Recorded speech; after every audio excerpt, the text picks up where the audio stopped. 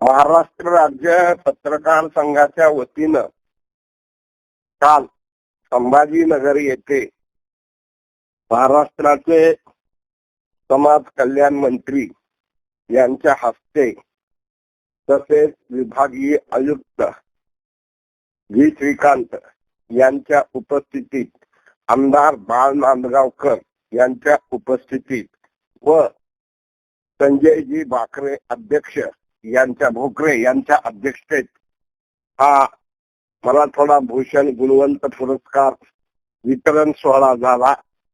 यावेळा बोलताना ऐका काय म्हणतात समाज कल्याण मंत्री। महाराज आम्ही पण सुद्धा दोन ठिकाणी जायला घाबरतो, एक पत्रकाराच्या कार्यक्रमाला आणि एक सप्त्याला। सप्त्याला गेला तरी तो महाराज आमचेच काढतो आणि पत्रकाराकडे गेलं तर पत्रकार तर असे आहेत की ते काढल्याशिवाय राहतच नाही। मी सुद्धा पत्रकारांशी रोज भेटतो, गेले 3-3.5 वर्ष मी नेहमी भेटतच आलेलो आहे। पत्रकार जेव्हा प्रश्न विचारतात त्या टायमाला होईल तेवढं चांगलं उत्तर देण्याचा प्रयत्न करतो, परंतु पत्रकारांना एक विनंती, पत्रकारितेमध्ये हेडलाईनला जास्त महत्व देतात, परंतु हेडलाईन करताना एखाद्याच्या राजकीय जीवनाची डेडलाईन होईल असं काही करू नका कधीच। राजकीय जीवनामध्ये वावर करताना एखाद्या राजकीय पक्षाच्या नेत्याला सुद्धा इतका त्रास असतो, त्याची कल्पना तुम्हाला चांगल्या प्रकारे आहे। आम्ही जे संघर्ष करतो तर संघर्ष करत असताना असलेले खास खळगे जे आहेत ते रोज आम्हाला रोज त्याचा ह्या रोज लागतात। रोज एकही दिवस राजकीय पुढारच्या जीवनातला कोणी जर असं म्हणत असेल की सुखाचा जात असेल ते सगळं चुकीचं आहे। कोण सुखी सांगा बरोबर? आता ज्यांनी काढली की नाही आमची, हे दिल्लीला गेले ते मुंबईला गेले, हातात दगड न घेता मारलेला दोरडा।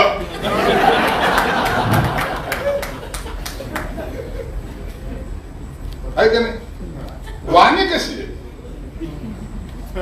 बसल्या बसल्या कधी 4-5 वेळा मला टोमणे मारले, आज बाबू मी काय केले तुमचं असं?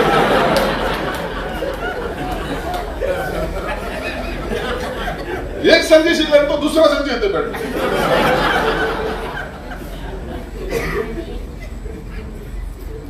आम्हाला हे इतकंच, आता आम्हाला सुद्धा आता कधी कधी असं वाटतं ना, कोणी जर आम्हाला बोललं नाही ना तर आम्हाला सुद्धा तर अवघडल्यासारखं वाटायला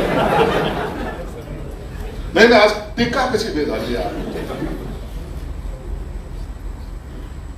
आयुष्यामध्ये ह्या घटना जेव्हा सहन करायची शक्ती येते ना, त्या टायमाला त्याच्या मागची तपश्चर्या सुद्धा पाहत जा।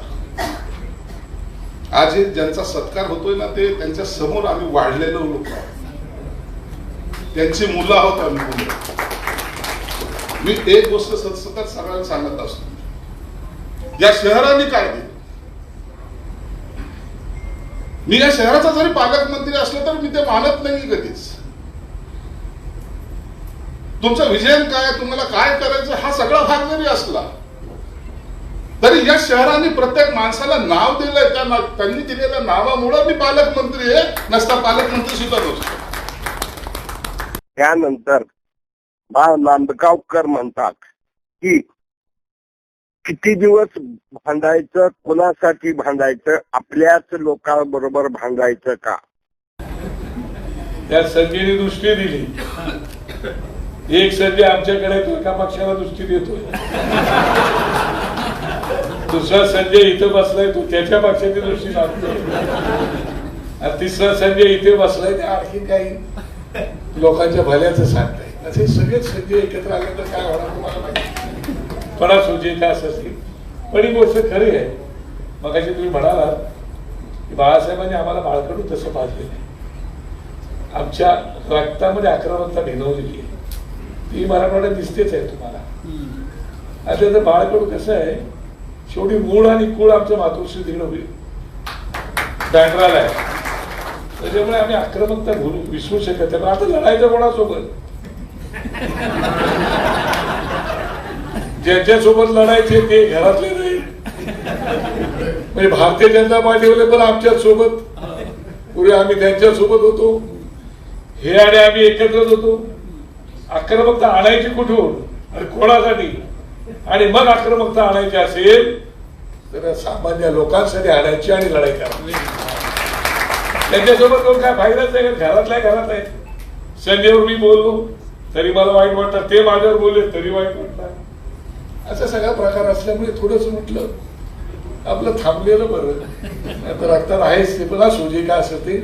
म्हणून तुम्ही या ठिकाणी बोलून आमचा सन्मान केला. खास करून मी श्रीकांतजी तुम्हाला मनापासून धन्यवाद देतो. आमची नेहमीच ती बोंब असते की तुम्ही कुठूनही या, तर ज्या राज्याच्या त्या राज्याची व्हा. तुम्ही या राज्याचे झालात, तुम्ही मनापासून अभिनंदन करतो, आभार मानतो. आणि त्याबरोबर जी श्रीकांत यांनी विविध विषयाचा उहापोह केला. आज एवढा पुरस्कार विजेत्यांना तर एवढं तरी सांगू इच्छितो की मराठवाडा भूषण पुरस्कार आणि महाराष्ट्र राज्य पत्रकार संघांनी दिल्यानंतर नक्कीच प्रमोशन होतो हे मला कळालं.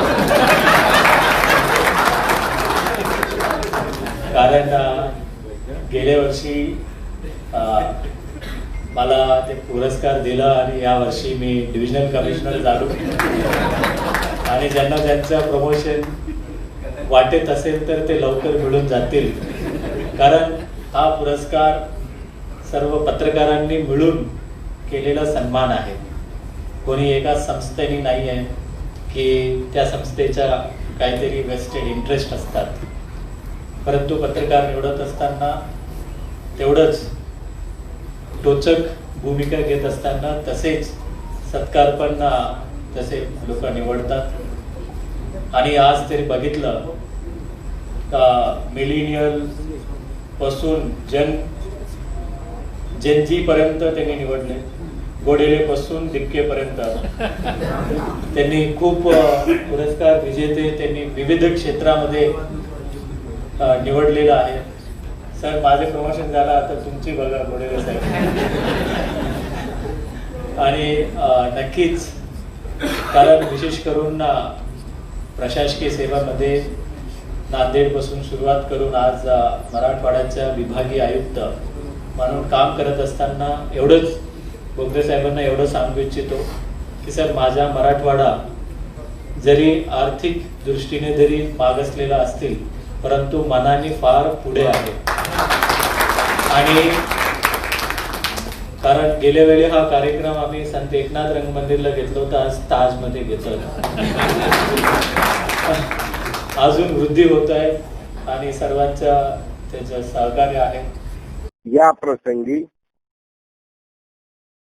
मराठवाडा भूषण पुरस्कार दत्ताभाऊ पात्रीकर, डॉक्टर जयप्रकाशजी मंत्री, आबा भांड, नंतर ॲडव्होकेट हायकोर्टाचे विधिज्ञ साळुंके, दैनिक मराठवाडा नेत्याचे संपादक रामेश्वर बद्दर, सचिन मुळे, जयंत गोरे यासह विविध लोकांना मराठवाडा भूषण पुरस्कार देण्यात आला. त्यामुळे पत्रकारांनी मूळ संदर्भ काय हे तुम्ही लक्षात घेतलं पाहिजे. मूळ संदर्भ घ्या आणि बातम्या हात सोडा ना. राज्य पत्रकार संघ तुमच्या बरोबर आहे, शासन. आणि हे पुरस्कार तुम्ही देताय ना, ही प्रेरणा आहे, हे प्रोत्साहन आहे. त्यांना बाकीच्या कोणी पुरस्कार देण्यापेक्षा पत्रकारांनी गौरवलं आहे, त्यांच्या इतिहासात नोंद होईल. मला मंत्री साहेब भेटले मग, कुठेच मंत्री साहेब सिनियर आहेत एकदम, त्यांची भेट झाली. सगळ्यांनाच मी भेटू शकलो नाही, परंतु तुम्ही आलात हे खरंच चांगलं आहे. पण अशी व्यक्तिमत्व तुम्ही सुद्धा आज निवडलेली आहेत, सगळी रत्न आहेत, रत्न. त्यामुळे त्यांचं कौतुक आहे या ठिकाणी. आणि शिरसाट साहेब पण आले, श्रीकांतजी आहेत. तर असेच कार्यक्रम तुमचे होत जावे, तुम्हाला माझ्याही शुभेच्छा आहेत. आणि इथनं पुढच्या काळातही तुम्ही जे काम कराल त्याच्यासाठी राज्य पत्रकार संघ तुम्हाला बांधील आहे. तुम्हाला जी जी मदत पाहिजे ती मिळेल. आणि शिरसाट साहेबांनी सुद्धा तुम्हाला जागा देतात का बघा, पालकमंत्री आहेत ते, काहीतरी जागा वगैरे द्या हो. मागच्या वेळेस सुद्धा तुम्ही आश्वासन दिलं तर तुम्ही आहे अजून 2-2.5-3 वर्ष तर आरामात आहे, 100% आहे. नक्की कोर्टाचा निकाल काय लागेल ते लागेल, पण तुम्ही काय गप बसणार इथली माणसं नाही आहे हे मला माहिती आहे.